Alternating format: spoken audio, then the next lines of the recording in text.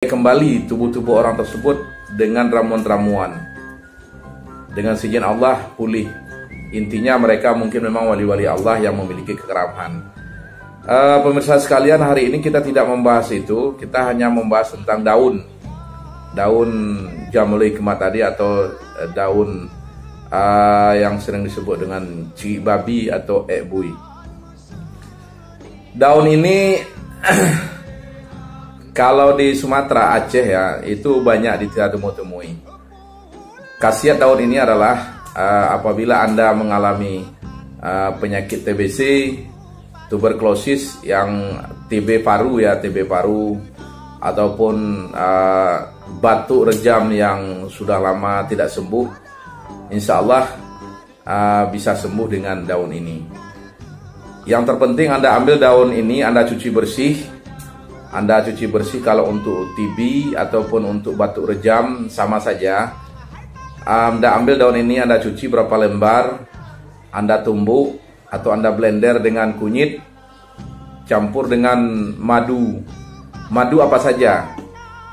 Ingat seperti dipesankan dalam Al-Quran bahwa madu tersebut adalah obat, karena Allah sendiri mengatakan itu obat. Yang jadi permasalahan, madu tersebut originalkah atau tidak. Jadi yang dimaksud di sini madu adalah madu yang betul-betul madu.